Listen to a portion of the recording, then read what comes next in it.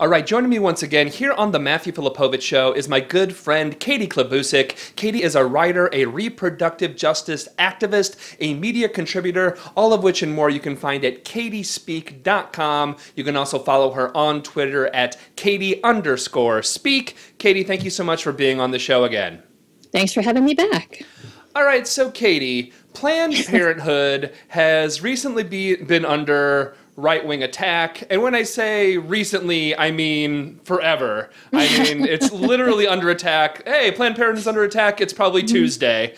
But let's start with some of the recent attacks that are really, really nefarious. We're going to get to one that you wrote about in Rolling Stone, but let's start about the one that most people have heard about, which is this undercover videotape, which it really is a load of bunk. I just want to take a minute or two to go over that, because when people think Planned Parenthood recently, they're thinking about that. So tell us why these videos are a load of hooey.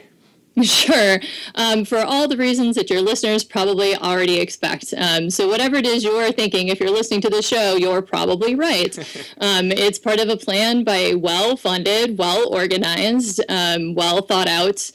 Unfortunately, the far right has a lot of resources, and this is another one of those situations. RH Reality Check has actually done a really great job with an infographic for people who have trouble tracing where the money is and where the people are, and like how they're connected to the more quote-unquote moderate-looking faces of the anti-choice movements. You can check them out. It's the Center for Medical Progress is what they're calling themselves. They actually went so far as to create all of these fake entities and to try to go undercover in spaces that are really well policed by the abortion providers, and because for exactly this reason, right? You can't just get into a National Abortion Federation meeting. You can't just walk in. They're not publicized as to where they are.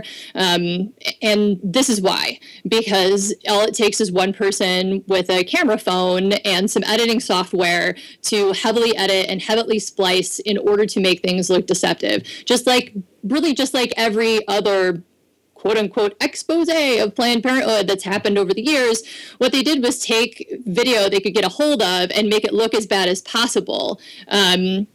Planned Parenthood, like a lot of surgical offices, will donate tissue from surgical procedures for medical research. This is actually really, really important. I spent some time talking to an awesome bioethicist at the University of Wisconsin-Madison last week, and she was explaining to me the number of things that have been developed just by using fetal tissue over the years. Part of why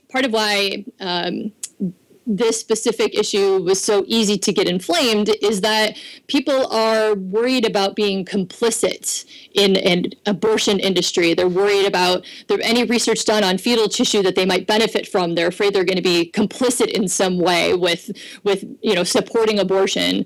And the problem is that you already are. If you've been vaccinated against things like polio and other things over the years, I mean, you've already, cancer research, research for MS, all kinds of things are done on fetal tissue, especially in the wake of President Bush II's sort of nixing stem cell research. The closest thing we can get to right now that's available is fetal tissue to do research on. So this is long-time common practice, but any video or any discussion of people in a medical industry talking about what comes out of a surgical procedure is going to be sort of gross. I mean, there's no way around it. It's just twisting that into somehow making it sound like Planned Parenthood sells baby parts is just really ridiculous. Rebecca Watson has a video that you can't play on the show because you're FCC compliant, but people should go find it. You can find it on her Twitter and her website.